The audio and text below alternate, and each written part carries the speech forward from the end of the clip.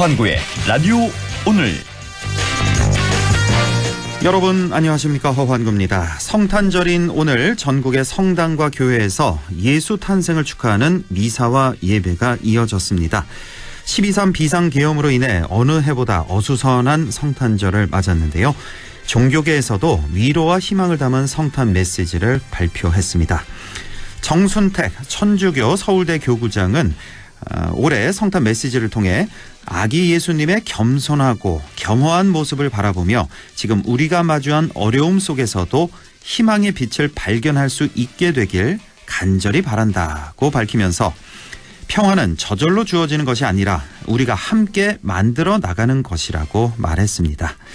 윤석열 대통령은 오늘도 공수처의 2차 출석 요구에 불응했는데요. 윤 대통령이 보는 희망과 국민이 바라는 희망이 달라도 참 많이 다른 것 같습니다. 12월 25일 수요일 라디오 오늘 광고 듣고 시작합니다.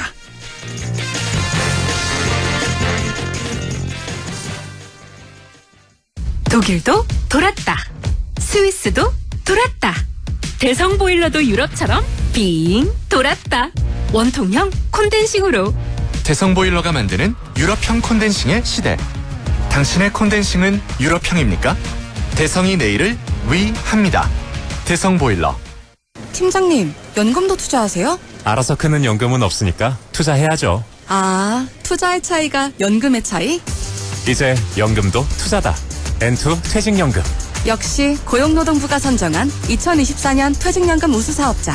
NH투자증권. 원금 손실 유의, 가입 전 상품 설명서 및 약관 필독. 마음에 폭풍이 몰아치는 하루였다면 잠시 귀 기울여 보세요. 이 소리는 스트레스 감소를 도와주는 안마의자 LG 힐링미의 마인드케어 사운드입니다. 휴식의 새로운 바이브 LG 힐링미 MX9. 캠코가 뭘 하는지 알아? 캠. 부채로 힘든 서민들이 다시 일어날 수 있도록 기회를 캠. 위기에 빠진 기업이 다시 도전할 수 있도록 가능성을 캠. 더 많은 국민이 국가 자산을 누릴 수 있도록 가치를 캠. 언제나 당신 편에 서서 대한민국의 자산을 희망으로 바꾸는 일, 우리가 가장 잘하는 일이니까 대한민국 희망을 캠. 이 캠페인은 금융위원회, 한국자산관리공사 캠코가 함께합니다. RSV 알고 계신가요? RSV는 독감 바이러스만큼 전염성이 강한 급성 호흡기 감염 바이러스로 영유아나 60세 이상 성인에서 감염 시 폐렴 등 심각한 합병증으로 이어질 수 있습니다. 주로 독감 바이러스와 비슷한 시기에 발생하는 RSV. 자세한 내용은 의사와 상담하세요. 이 광고는 RSV 질환인식 캠페인입니다. 2024년 연말 꼭 챙길 건 연금 절세 혜택. 연 900만 원까지 연말정산 최대 148만 원 절세. 미래에셋증권 연금 투자한 나 자신 만세. 절세도 투자다. 개인연금도 IRP도 역시 미래에셋증권. 원금 손실 유의 및 투자 전 설명 참치. 네, 라디오 오늘 수요일 순서 시작합니다. 1부 김필수의 차필 귀정 함께하고요. 2부 이슈 오늘에서는 상주시의 곶감축제가 다음 달 9일부터 시작하는데요. 관련 소식 알아보겠습니다. 이어서 배종찬의 리서치 오늘도 함께하겠습니다. 라디오 오늘 많은 애청 바랍니다.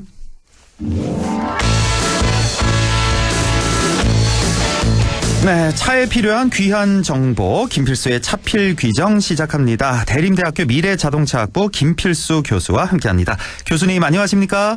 네, 안녕하세요. 예, 자 벌써 올해 마지막 시간이네요, 오늘이. 예, 그래서 올 한 해 자동차 관련한 그런 이슈 총 정리를 좀 해보겠습니다. 시간 되는 데까지 얘기를 좀 나눠보겠습니다. 자, 올해 유독 교통 관련 이슈, 자동차 관련 이슈가 참 많았는데 그중에 대표적인 게 바로 이 전기차 관련 이슈. 할 얘기가 참 많잖아요. 맞습니다. 뭐 화재도 많이 발생했고. 예, 전기차 등등. 특히 이제 대형 화재 문제가 가장 이 올해는 이슈화돼서 아직도 완전 해소되지는 않았지 않습니까? 왜냐면은 이 대형 전기차 화재의 피해가 최대 뭐 한 1,000억 원 이렇게 얘기할 정도인데 문제는 최종 경찰청에서 발표한 자료에 의하면 원인 불명으로 됐습니다. 물론 이제 화재 감식 때 저도 이제 경찰청 자문으로 벤츠 감식을 들어가서 여러 가지 잠을 해줬지만은 결과적으로 전기차는 온도가 높다 보니까 완전히 수동이가 돼서 녹아버리거든요. 그래서 이 원인 불명이 되면서 결국은 가해자, 피해자는 있는데 가해자가 없는 거죠. 그래서 앞으로 민사소송 이런 게 몇 년 갈 건데 상당히 지금 곤혹스러운 부분이 많고 그러다 보니까 도심지 70%가 아파트 같은 거주지 특성이 높은데 결국은 지하 주차장, 지하 충전에 대한 특성은 버릴 수가 없는 필연적인 특성인데 아직도 굉장히 불안해하고 있어요. 그렇습니다. 그래서 정부에서 종합대책 발표했지만은 좀 추상적인 게 많다 보니까 직접 피부에 와닿는 정책이 없어서 이 부분들은 정부가 좀 사각지대에 대한 보완 정책을 통해서 확실히 개선을 안 하면은 이 지금 특히 새로 이 2025년 16만 대 전기차 보급 예상을 하고 있는데 이 부분들을 만족하기가 쉽지도 않을 것으로 보고 있어서 굉장히 고민이 많은 앞으로 해결해야 되는 과제가 연속 이어진다고 볼 수가 있습니다. 그러니까 그때 왜 인천에서 대형 화재 발생했을 때 그 당시에는 뭐 여러 가지 정부에서 각종 대책을 막 내놨잖아요. 지하에 있는 충전소 다 뭐 지상으로 올리느니 뭐 기타 등등 했는데 어떤 좀 가시적인 효과라고나 할까요? 뭐 결과가 좀 나온 게 있나 모르겠네요. 대책이. 쉽지 않습니다. 왜냐하면 이게 안에 뭐 이 차단벽도 하고 뭐도 하고 그건 불이 났을 때 얘기고요. 불이 안 나게 만들어주는 뭐 예방 앱 같은 거 얘기를 하고 있지만 이게 근본적으로 차단할 수 있는 건 아니고 내연기관차도 연간 국내 2,600만 대 정도 등록됐는데 4,500건 하루에 12건 정도 생겨요. 그래서 전기차도 화재는 생길 수밖에 없습니다. 화재는 필연적인 거예요. 그런데 이 발생을 했을 때 어떻게 최소화시키고 확대가 안 돼야 되는데 이런 부분에 있어서는 또 이 전 세계에 있는 배터리 자체가 열폭주가 없는 배터리는 지금 없습니다. 그러니까 아직 이제 이 미완성이기 때문에 좀 더 기술적인 개발, 보완이 필요한데 직접 좀 아쉬운 부분이 있어요. 정부 세계부처가 종합대책에서 저도 미리 자문해주면서 이 대책을 다양하게 보내줬지만은 실제로 전국에 있는 지하 충전소에 있는 완속 충전기를 스마트 제어 충전기, 충전 제어가 가능한 걸로 교체해주면 좋거든요. 근데 하나당 100만 원뿐이 안 돼. 급소하고 비해서 굉장히 저렴하거든요. 그래서 스마트 제어 충전기가 100만 원뿐이 안 나옵니다. 그래서 저한테도 연락이 많이 오는 게 지자체나 아파트도 일부 비용을 대겠다고 얘기하거든요. 그래서 중앙정부가 다 되는 게 아니라 일부 되면은 안에 있는 거 바꿔주면은 아파트 입주민들이 불안감이 좀 해소되거든요. 근데 그런 직접적인 대책은 하나도 없어요. 거기다 뭐 배터리 셀 불량을 근본적으로 차단하는 3D 뭐 엑스레이 3D 검사 같은 것도 우리나라가 세계에서 가장 검사 기술이 뛰어나거든요. 이것도 지금 진행을 하고 있는데 아직 이제 샘플링 검사만 하는 배터리도 있기 때문에 셀 불량의 경우에 근본적으로 걸르는데 한계가 있어요. 그래서 이런 대책들을 다양하게 주고 방법도 마련 중에 있는데 아직 딱 피부에 와닿는 게 없고요. 특히 이 전기차가 한 70만 대 보급돼 있는데 그중에서 10년 넘은 것들 오래된 거에 한 5, 6만 대가 돼요. 근데 이 초기에 만든 전기차는 BMS도 완성도도 떨어지고 또 이 배터리 셀 불량이나 또 오래되다 보니까 기술도 그때는 낮을 때였거든요. 그렇겠죠. 그래서 이런 이 전기차 같은 경우에는 지금 현재 오래된 노후 경유차 폐기차할 때 보조금 주지 않습니까? 그래서 환경부에다가 이거 오래된 전기차 폐차할 때 보조금 줘서 순환을 빨리 시키면은 이 전기차 화재 가능성을 좀 낮출 수 있거든요. 그렇군요. 이런 방법이 직접적인 방법이어서 좀 더 고민을 해야 된다 이렇게 말씀드릴 수가 있습니다. 그리고 이틀 전인가요? 3일 전인가 그 왜 수소버스 충전하고 나서 펑 터진 거 있었잖아요. 뉴스에 크게 나왔는데 이게 좀 어떻게 좀 원인이라든지 뭐 그런 게 딱히 결과가 나온 게 없는 것 같던데 이거 어떻게 보셨어요? 저도 이제 그러니까 수소버스도 좀 위험한 건가? 수소차도 꽤 있잖아요. 우리나라에. 모든 전 세계 자동차는요 100% 안전도가 보장되는 건 아무것도 없습니다. 내연기관, 전기차, 하이브리드, 수소차 예외 없습니다. 그래서 이번 같은 경우에는 일단 고장 코드, 특히 이제 연료전지 스택이라고 해서 산소하고 수소가 결합되는 소형 발전기를 얘기를 하거든요. 이 부분에 문제가 있어서 정비업소로 이동하기 위해서 이 충전을 시키고 이동을 하는 순간 10초 내로 터진 거거든요.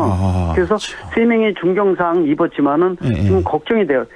아마 스택이 폭발했다는 얘기는 산소가 수소 결합된 이 부분이 반응을 잘못해서 터졌다 이렇게 보고 있고 또 고정 코드가 이미 떠 있었거든요. 근데 이제 그 부분은 말씀드리고 싶어요. 일반 내연기관은 액체이지 않습니까? 경유나 휘발유는. 근데 기체로 움직이는 차 같은 경우에는 더더욱 신경 써야 되는 게 예를 들어서 LPG 또 버스인 천연가스 CNG 버스죠. 예. 수소버스도 예외 아닙니다. 가스로 움직이는 차들은요. 예. 차가 오래 쓰면은 소음과 진동, 온도 차이가 크기 때문에 이 이음새 부분이 흔들거리면서 그 부분에 이 기체가 빠져나가요. 그러면서 폭발이 일어나. 네, 그래서 새는 부분이 있기 때문에 그래서 노화될수록 기체에 대한 것, 특히 수소는 LPG나 CNG에 비해서 한 20배 압력이 높습니다. 예. 예, 그래서 그런 측면에서 보면은 이번 사건을 일회성으로 끝내지 말고 수소버스 압력이 높은 기체를 쓴다는 거. 예. 그래서 좀 관리 감독, 특히 오래된 것들은 더더욱 관리를 좀 체계적으로 해야 되지 않느냐 이렇게 말씀드릴 것 같습니다. 그렇네요. 예, 알겠습니다. 네. 오늘 할 얘기가 많아서 조금 간단하게 좀 진도를 나가보겠습니다.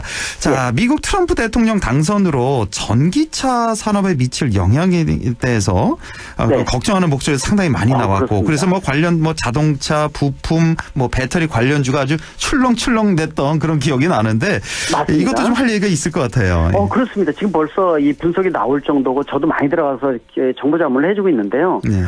트럼프 하게 되면 내연기관 좋아하고 전기차에 대한 배터리에 대한 부정적인 시각이 크기 때문에 보조금 없애고 세제 혜택, 또 심지어는 인플레이션 감축법 IRA도 수정 내지는 폐기까지 얘기하고 있거든요. 예. 그래서 그 밖에도 여러 가지 부분들이 악재가 누적되고 있고 내년 2월 20일 날 취임을 하게 되면은 다음 달부터 뿌리겠다는 얘기거든요, 이거를. 예. 근데 이제 우리는 카운터파트가 없습니다. 예. 걱정이 됩니다. 내년에 그렇습니다. 이 협상을 해서 단판을 지어야 되는데 지금 내년 한 9월, 10월 돼야 되는데 그때까지는 그냥 의도 맞을 수밖에 없어서 지금 정부도 그렇고 기업체도 플랜 B를 가동을 하는데 쉽지가 않은 상황이어서 앞으로가 좀 걱정이 되고 내년 경기가 내수나 수출 쪽도 이 어려움에 직면할 가능성 높다고 분명히 볼 수가 있습니다. 내년 9월, 10월 이렇게 늦게까지 내다보시는 거예요?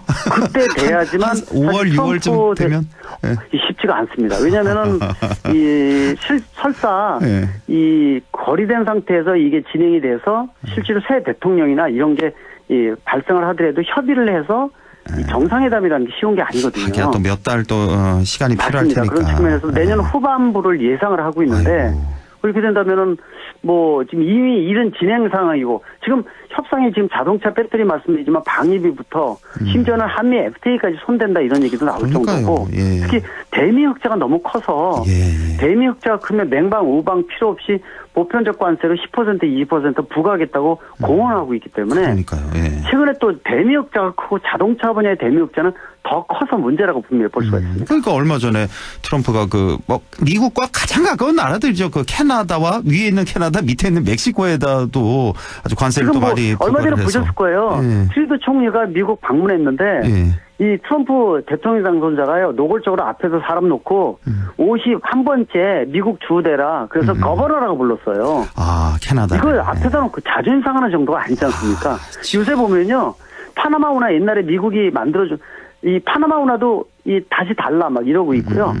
지금 덴마크 대사 임명을 이제 차기 대사 임명을 하면서 옛날 이 그린랜드 있죠, 그린랜드. 이것까지도 얘기할 정도가 장사꾼 기질이요.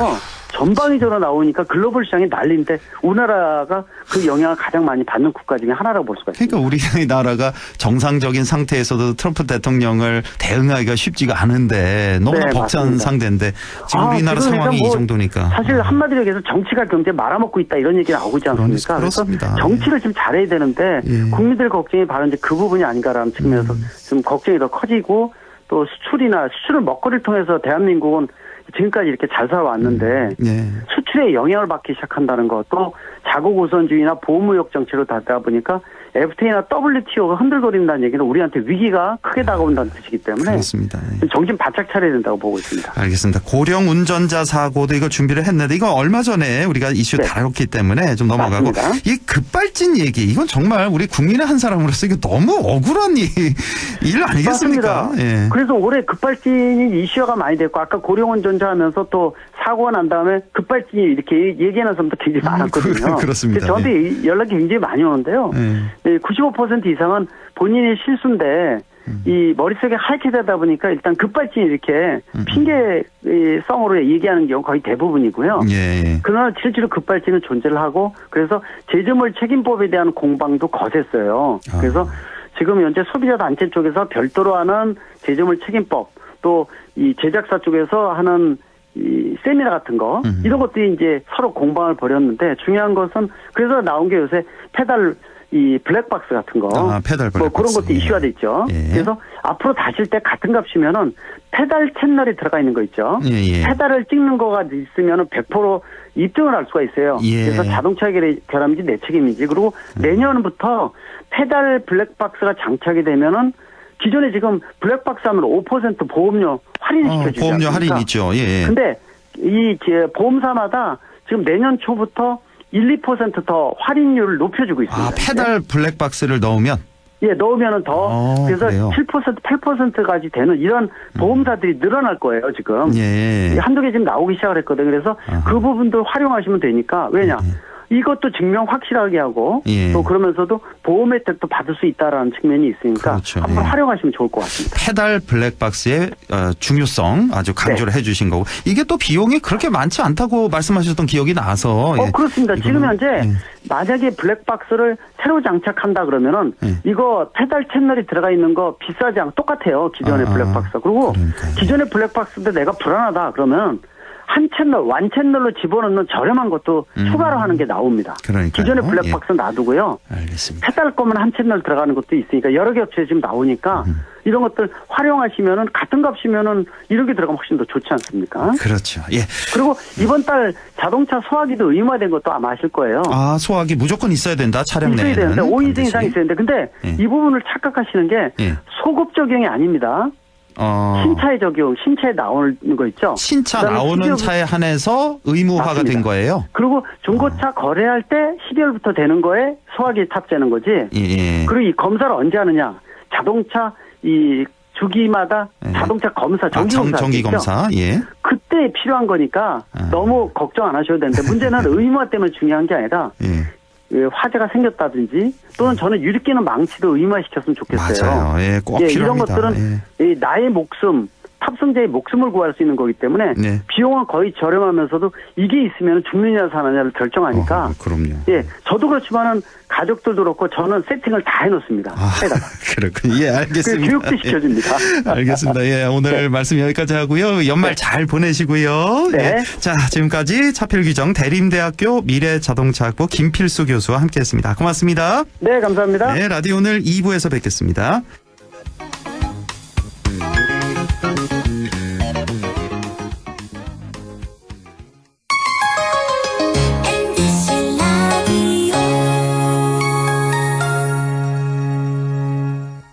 나에게 딱 맞는 대학, 나에게 꼭 맞춘 대학. 나만의 경쟁력을 원한다면 안동과학대학교로 오라. 시대의 딱 취업중심 실전학과, 학생의 꼭 현장중심 실무교육, 취업의 맞춤, 내 꿈의 맞춤, 나의 드림핏 안동과학대학교. 2024년 연말 꼭 챙길 건 연금 절세 혜택. 연 900만 원까지 연말정산 최대 148만 원 절세. 미래에셋증권 연금 투자한 나 자신 만세. 절세도 투자다. 개인연금도 IRP도 역시 미래에셋증권. 원금 손실 유의 및 투자 전 설명 청취. 오늘도 안전하게 음주운전 예방수칙 알려드립니다. 첫 번째, 술자리가 예정된 경우 미리 귀가 방법을 정하고 차는 가져가지 않는 것이 안전합니다. 두 번째, 음주 후 자전거나 전동 킥보드를 이용하는 것도 음주운전 처벌 대상에 포함됩니다. 세 번째, 과음을 한 다음 날에는 대중교통을 이용해주세요. 숙취 음주운전 역시 처벌 대상입니다.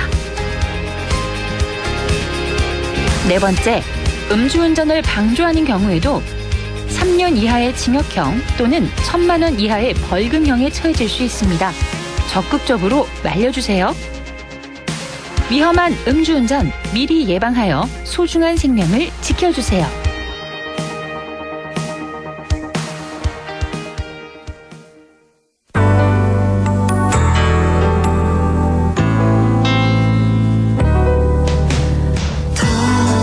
어렵던 날도 많았죠. 우리 함께 한다면 따스함을 느껴요. 사랑이 있어요. 소중한 꿈을 이뤄봐요.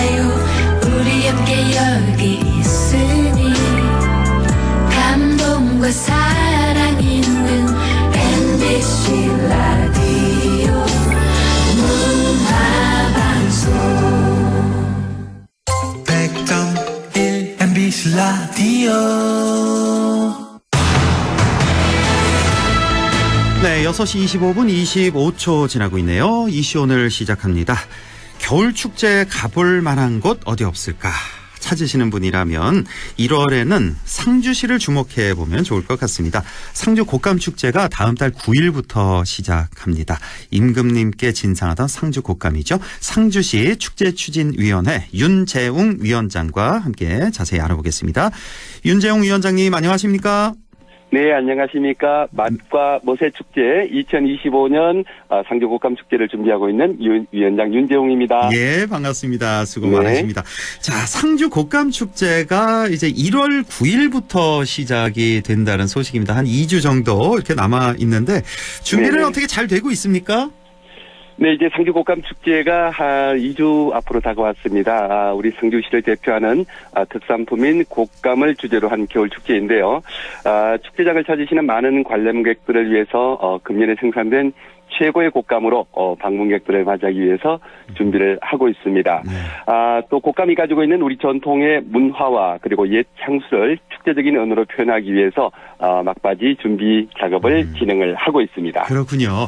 네네. 이게 정확한지 모르겠는데 올해 감농사가 풍년이라고 들었는데 맞나요, 혹시? 네, 그 감농사도 굉장히 풍년이 잘 됐고 또 건조될 때 또 날씨도 좋았기 때문에 올해 또 곶감 품질이 최상의 품질을 자랑을 하고 있습니다. 그렇습니까? 아주 풍성한 곶감 축제가 될 것 같은데 이제 곶감 축제는 이제 본격적으로 이제 곶감이 나오는 게 이제 겨울이기 때문에 이맘때 항상 열리게 되는데 그렇습니다. 곶감이 어떻게 만들어지는지 간략히 좀 설명을 해주신다면요. 네, 그러겠습니다. 곶감은 옛날에 그 식량을 저장하는 기술이 발달하지 않았을 때 영양분이 풍부한 감을 오랫동안 보관하면서 먹을 수 있는 방법들을 찾다 보니까 우리 음식 문화의 대표적인 저장 방법인 건조 방식으로 말린 감이 탄생되지 않았나 이렇게 생각이 드는데요. 혹시 우리 아나운서님은 곶감의 어원에 대해서 알고 계신가요? 이거 어디서 한번 들어본 것 같은데 감을 왜 이렇게 꽂아 놓아서 곶감 아닌가요, 혹시? 맞습니다. 맞아요? 맞습니다. 네네.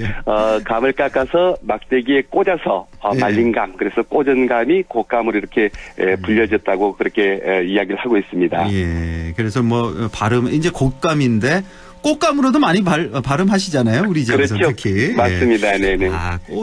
꽂아 놓은 감이어서 곶감이다. 자, 상주는 네네. 대표적인 곶감 주산지만 다들 아실 텐데 상주 곶감 자랑 한번 해주시죠. 네, 우리 그 상주 곶감은 전국 곶감 생산량의 약 60% 이상을 생산을 하고 있습니다. 곶감 시가로는 약 한 2,500억 원 정도 되는데요. 조선시대 예종실록과 세종실록의 문헌으로 기록되어 있는 상주 곶감의 임금님 진상에 대한 부분에서도 알 수 있듯이 옛날부터 우리 상주 곶감은 전국 최고의 그런 품질들을 자랑을 하고 있습니다. 그렇군요. 전국 곶감 생산량의 60% 바로 상주 곶감이다. 상주 곶감이 옛날부터 유명했던 이유는 뭐였을까요? 네, 뭐 여러 가지 이유가 있겠지만은요. 상주 곶감의 우승에 대한 부분 중에서 가장 큰 부분이 바로 곶감을 만드는 감의 품종이 아닐까 이렇게 생각을 합니다. 네네, 바로 우리 상주 지역에서 오래전부터 재배되고 있는 둥시라는 품종의 감인데요.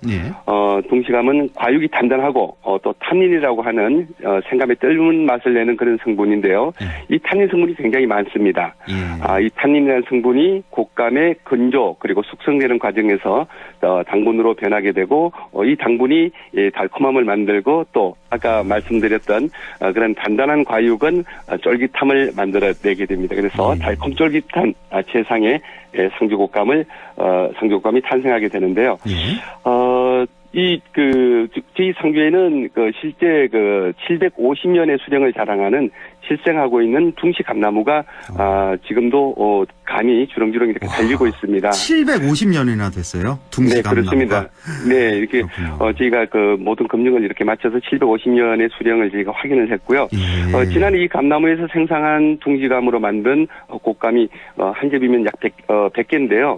경매에서 한 접에 500만 원에 낙찰이 되기도 했습니다. 그렇습니까? 한 접대가 100개가 든 게 이제 500만 원에 판매됐다, 곶감이. 그렇습니다. 곶감 한 개에 5만 원 정도. 하나에 5만 원.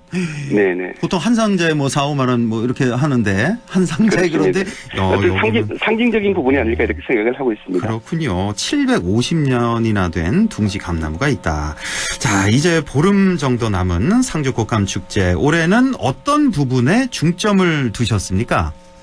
네, 이번 축제는 어른들에게는 그 옛 먹거리에 대한 추억과 향수를, 그리고 아이들에게는 흥겨운 겨울 놀이터를 만들어서 아이와 어른, 가족들이 즐기는 축제장으로 만들기 위해서 준비를 하고 있습니다.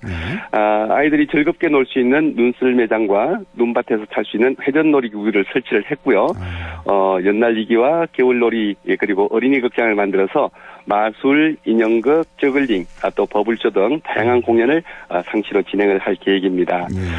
또 군밤이나 군고구마, 가래뜨 등을 구워 먹을 수 있는 구이터 등을 만들어서 가족들이 모두 함께 즐겁게 이렇게 하루를 즐길 수 있도록 준비를 하고 있습니다. 네, 또 그리고 우리 상주 곶감 축제는 지난해부터 라이브 커머스를 기반으로 한 운영으로 판매와 공연을 접목을 해서 새로운 형태로 진행을 하고 있는데요. 온 오프라인을 병행함으로써 다양하게 상주 곶감 축제를 만나보실 수 있습니다. 그리고 내방하시는 분들을 위해서 하루에 2번씩 이제 최대 90%까지 할인되는 깜짝 경매가 90%요. 여러분들 많이 좀 찾으셔가지고 축제도 즐기시고 행운도 이렇게 잡으시기를 바라겠습니다. 참 준비 많이 하셨네요. 눈썰매장에 뭐 마술, 인형극, 구이터에다가 현장에 가시면은 분명히 다른 곳에서 사는 것보다 훨씬 저렴하게 살 수 있다 이거죠? 그렇습니다. 당연한 거죠. 예. 곶감 축제 백미는 또 진상 재현 퍼레이드 아니겠습니까? 이건 어떤 의미의 행사일까요? 저희들 앞에서도 말씀을 드렸지만은, 우리 상주 곶감이 조선시대 예종임금님과 세종임금님께 12월에 진상이 되었다라고 하는 문헌을 근거로 해서 진상 과정을 저희가 재현을 하게 됩니다.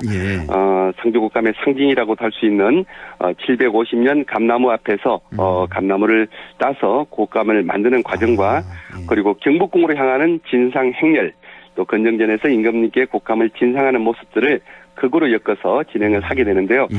곶감 축제의 백미라고도 할 수 있는 그런 부분입니다. 이게 그러니까 쭉 이렇게 따라가면서 볼 수 있는 거죠. 이게 장소를 계속 이동할 거 아니에요, 그렇죠? 그 감나무부터 해서. 네, 그 감나무에서 이렇게 그 프레이드하는 모습을 저희가 또 촬영을 해가지고 타임리스 기법으로 경복궁 건정정으로 툭 이렇게 넘어가게 되는 거죠. 그렇습니까? 예. 네네. 자, 그리고 또 다른 볼거리, 즐길거리, 뭐 어떤 게 더 있을까요?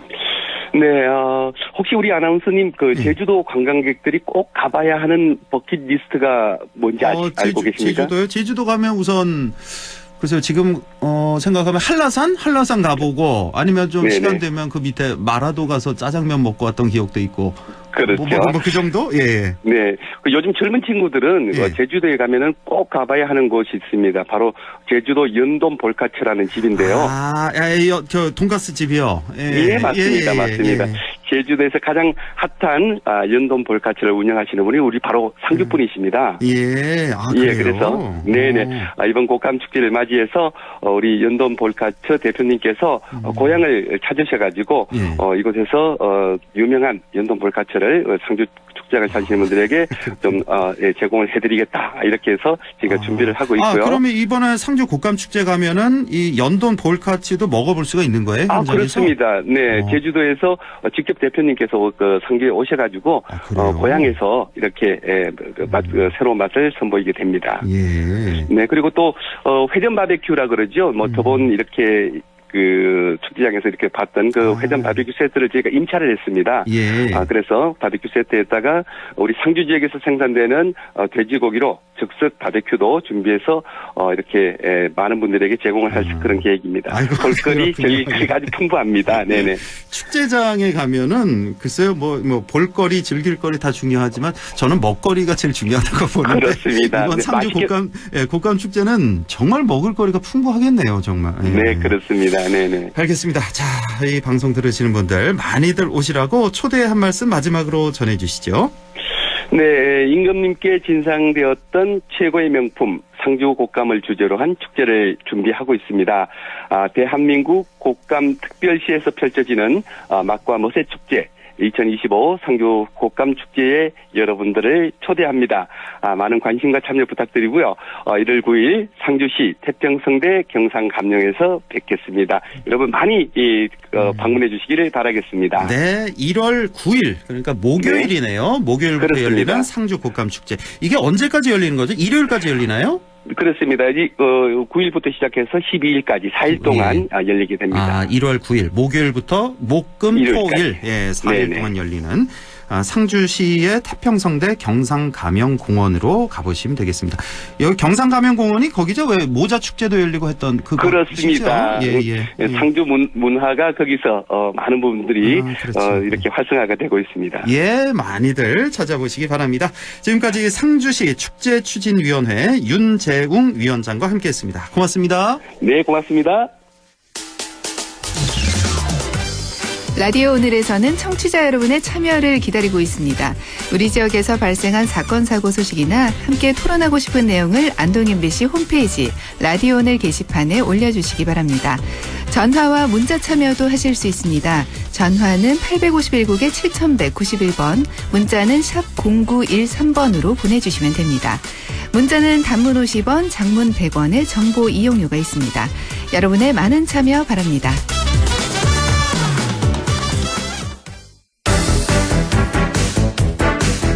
네, 리서치 오늘 인사이트 K 배종찬 소장과 함께합니다. 소장님 안녕하십니까?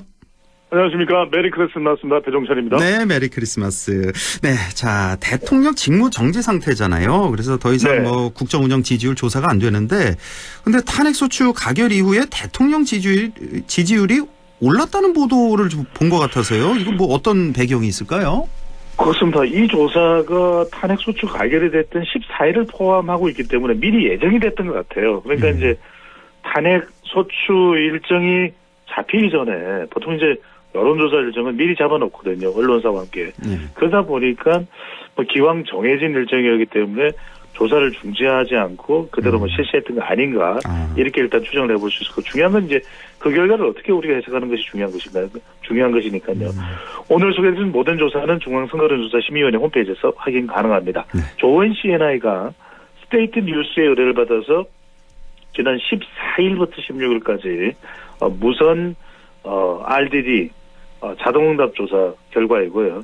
윤석열 대통령 국정 수행 평가에 대해서 물어봤는데 윤석열 대통령 국정을 잘하고 있다 24.2%, 잘 못하고 있다는 부정평가는 73.9%로 나타났습니다. 물론 이게 조사 기간마다 결과가 다 다르긴 합니다만, 여기서 이제 짚어볼 부분은 뭐냐면 탄핵 소추 가결 전에도 조사가 실시가 됐는데 그 조사보다 이 조사가 긍정 지지율이 더 올라갔다는 거예요. 그러니까요. 좀 이해가 안 돼서요, 이게. 4.8%포인트 상승한 24.2%로. 그래서 많은 분들이 이 조사 결과를 가지고 분석들을 많이 하는데, 제 분석은 그렇습니다. 응답자 특성들로 보면 이 조사에서 지역별로 대구, 경북이나 부산, 울산, 경남에서 별로 지지율이 안 내려갔고, 오히려 국민의힘이나 보수청, 그리고 70대 이상은 더 올라갔어요. 이게 따지고 보니까 탄핵 소추 가결이 될 때의 그 표결 결과와 비슷한 거 아닌가. 그러니까 85명은 탄핵에 대해서 반대를 했단 말이거든요. 그리고 허인국께서 잘 기억을 하시는데 8년 전 국면으로 되돌아가 보면 그 당시에 한국 갤럽 기준으로 지지율은 그때 뭐 1% 되었습니다. 한 자릿수였습니다. 그때 5% 정도 기억이 나는데. 한 자릿수의 지지율로 나왔던 것이 탄핵 국면의 거의 마지막 조사였죠. 대통령 지지율뿐만 아니라 정당 지지율도 뭐 한 자릿수 10%대로 내려갈 정도인데, 이제 이따가 소개해드릴 정당 지지율도 그렇지만 지금 지지율을 보면은 지표를 보면 그렇지가 않은 상황이거든요. 근데 확연히 달라진 건 있어요. 8년 전에 되돌아가 보면 그때는 새누리당에서도 탄핵 소추 가결에 대해서 찬성하는 의원들이 많았습니다. 이번에는 그렇지가 않아요.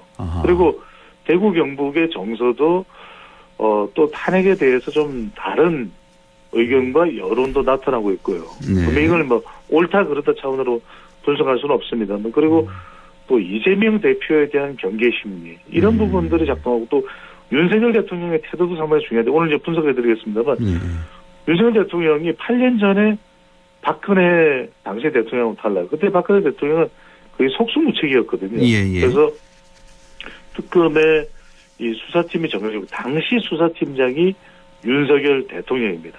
수사팀장이요. 그런데 지금 상황은 윤석열 대통령이 어떤 우편 송달이 와도 그것을 수치하지 않고 또 수사보다는 탄핵 심판이 우선이다. 이렇게 이야기를 하면서 상당히 좀 법리 전쟁 또 지연 전략 이런 부분들이 나타나고 있는 점도 차이라고 볼 수 있겠습니다. 그렇군요. 어쨌든 좀 이해가 안 가는 그런 여론조사 결과가 나와서 한번 좀 짚어봤고 자, 말씀하신 대로 헌법재판소의 자료 제출 요구 11번, 12번 다 거부한 상태고 오늘도 공수처의 2차 소환이 있었는데 끝내 이제 불응한 이런 상태.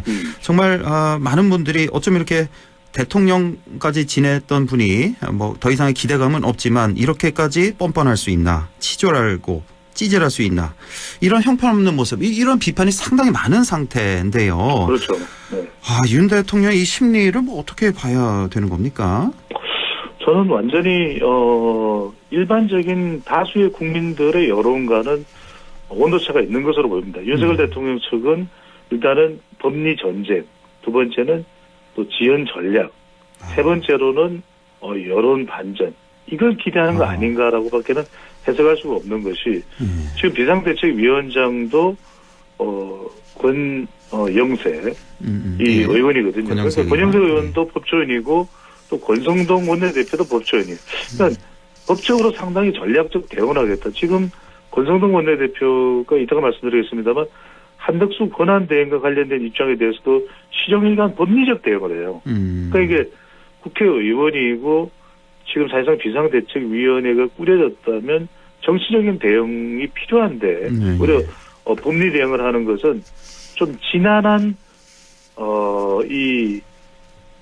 전쟁 형태로 또는 대응 형태로 판단하고 있는 거 아닌가 이렇게밖에 생각할 수밖에 없을 것이고 그리고 허영크께서도 말씀하셨지만은 윤석열 대통령이 어디 있다라는 것은 대한민국 국민들이 다 알 겁니다. 한남동의 대통령 관전대. 그럼에도 불구하고 헌법재판소의 변론기일과 관련된 송달 그리고 공수처에서의 이 소환 출석 요구 오늘입니다. 그러니까 이런 부분들에 대해서 일절 대응을 안 해요. 그러니까 이 모든 것이 그러다 보니까 헌법재판소 결국 20일에 송달된 것으로 민사소송법과 형사소송법에 따라서 확정을 한다라고 이야기를 했기 때문에 이제 27일 날 변론기일은 시작을 합니다. 근데 문제는 뭐냐면 안 나온다고 하더라도 또는 뭔가 제출을 해야 될 자료를 제출하지 않다 하더라도 그걸 어떨 도리는 없습니다. 그냥 출발하는 거죠. 헌법재판. 그렇죠. 출발은 하는 겁니다만은 상당히 그러다 보면 또 지체될 수밖에 없는 것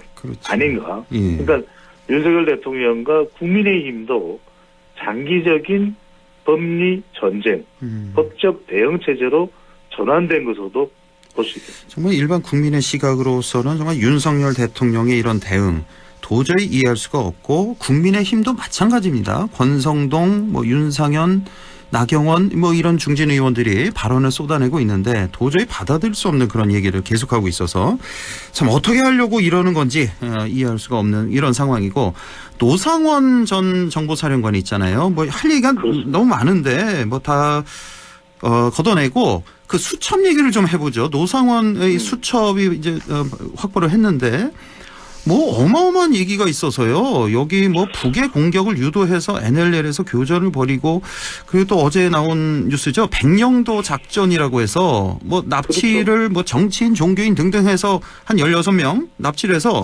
북의 공격을 유도를 해서 사살 계획 이런 얘기까지 지금 나오고 있는 상태. 와, 이게 참 정말 끔찍한 계획이네요. 이게 첫 번째로는 두 가지를 말씀드리면 하나는 상당히 어처구니가 없다. 왜냐하면 이게 이런 논의 자체가 노상원 전 정보사령관입니다. 현직이 아닙니다. 그리고 김용현 전 국방장관과 매우 밀착된 관계예요. 임기마다 같이 경력을 쌓았을 정도로 이른바 김용현 사람이다라고 인식을 되고 있는 것이 바로 육사 출신의 노상원 전 정보사령관인데 왜냐하면 이런 중대한 물론 이제 이것은 말씀드리면은 이런 논의가 필요했다 필요하지 않았다는 차원이 아니라 안산에 있는 한 롯데리아에서 논의가 됐다는 겁니다.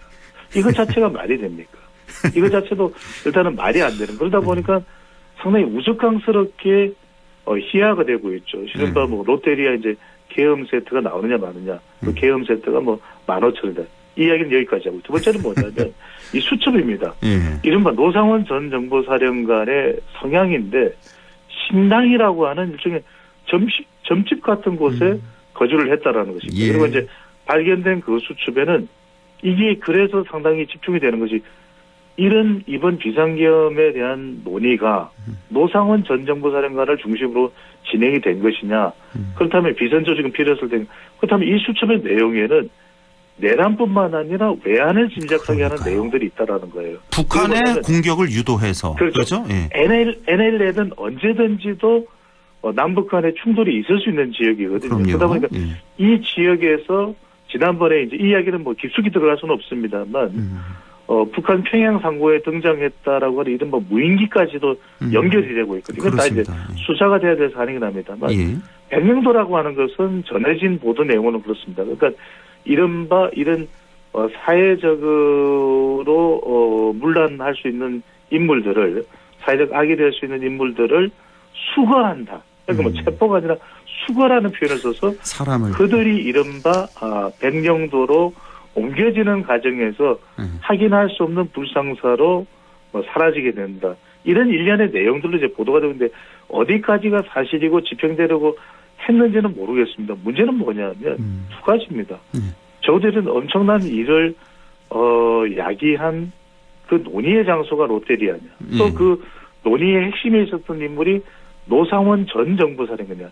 이 부분이 말이 안 된다라고 그렇죠. 이제 말이 안 지적과 비판을 받고 있는 것이죠. 뭐 이 정부 하도 무속 얘기가 끊이질 않아서 혹시 여기 롯데리아 안산점 여기 터가 좋아서 거기서 계속 만난 거 아닌지 이렇게까지도 생각이 드는. 제가 뭐 말씀드리기가 곤란한 유튜브 내용도 있습니다만 그걸 우리 뭐 안동 MBC의 공영방송에서 제가 흘릴 내용은 아닌 것 같고요. 자, 정당 지지율은 시간이 되면은 나중에 좀 하고 할 얘기가 워낙 많아서 한덕수 권한대행 얘기를 안 할 수가 없는데 지금 내란 특검, 김건희 특검 그리고 헌법재판관 3명 임명 이게 이제 3개 큰 이슈가 되겠는데 이걸 지금 계속 미루고 있단 말이에요. 그래서 민주당에서 탄핵을 24일 그러니까 어제 할 것처럼 보였는데 일단은 이틀을 시간을 더 줬는데 한덕수 권한대행 어떻게 보고 계십니까? 여론 때문이겠죠. 여론 이제 때문에 민주당으로서는 조금 이제 속도를 좀 늦춘 셈입니다.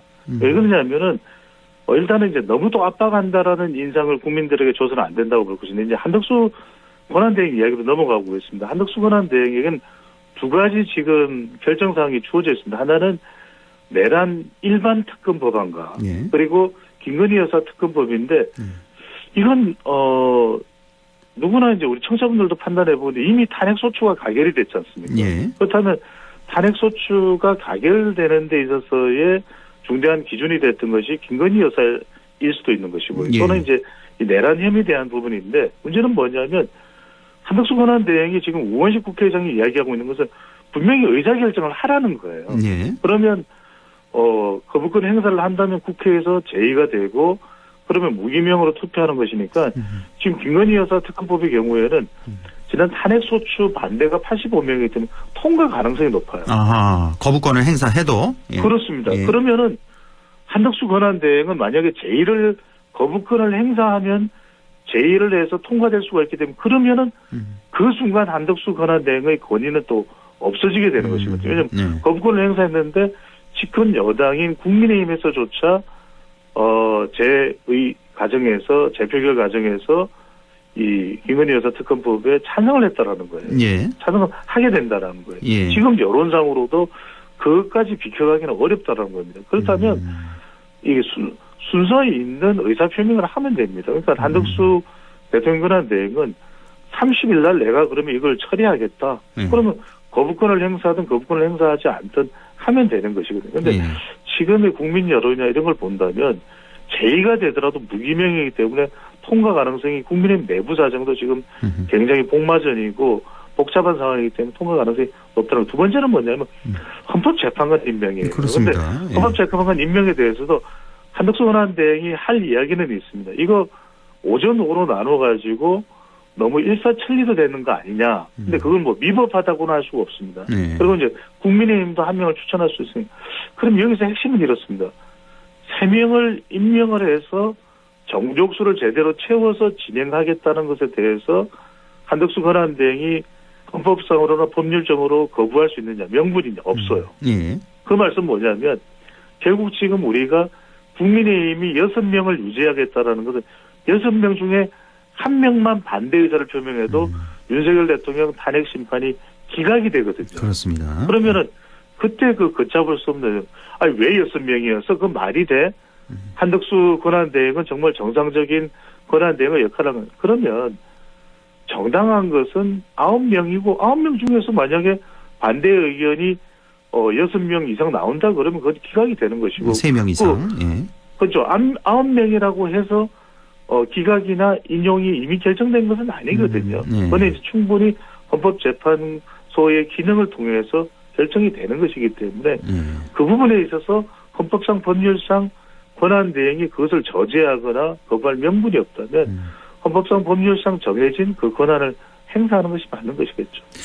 참 헌법재판소 이 탄핵안에 대해서 기각을 참 기대하고 있다는 것조차도 참 너무나 말이 안 되고 지금 현재는 내란 뭐 너무나 명백하고 외환죄까지 지금 덧붙여질 이런 상황에서 이런 것까지 기대하고 있다는 건 마지막 몸부림을 친다. 이건 받아들이기가 힘듭니다, 진짜. 예, 우리 국민들이. 말씀대로 그렇지만 이제 지금 윤석열 대통령이나 국민의힘의 태도를 보면 기각도 가능하지 않겠느냐로 판단을 하고 있는 것 같아요. 왜냐하면 어떻게 그런 판단을 할 수가 있죠? 그렇습니다. 하여튼 국민들 중에서는 인정을 못할 수 있는 못하는 분들도 많겠지만 현실적으로 지금 여의도와 안국동의 헌법재판소 주변에서 흘러가는 보수와 진보의 민주당의 인식 자체는 그만큼 온도차가 있다는 것도 전달을 해드립니다. 어쨌든 한덕수 대행도 내란에 연루가 돼 있고 피의자 아니겠습니까 현재 분명히 처벌받을 가능성도 충분히 많고. 그렇습니다. 시간이 있기 때문에 짧게만 말씀드리면 한 30초. 민주당에서 이제 탄핵 소추를 한다면 바로 방금 전에 행거에 말씀하신 그 부분입니다. 그러니까 왜 국무총리이면서 신분으로 대통령의 비상계엄을 막지못냐 그 점을 이제 국무총리 자격인 것으로서 탄핵 소추하겠다는 것이고 그러면 이제 150명이 되는 것이고 만약에 대통령의 권한을 대신하는 권한대행으로 탄핵 소추를 한다면 200명이 되는 건데 이 모든 것은 우원식 국회의장이 결정을 합니다. 알겠습니다. 오늘 여기까지만 듣겠습니다. 인사이트 K 배종찬 소장과 함께했습니다. 고맙습니다. 감사합니다.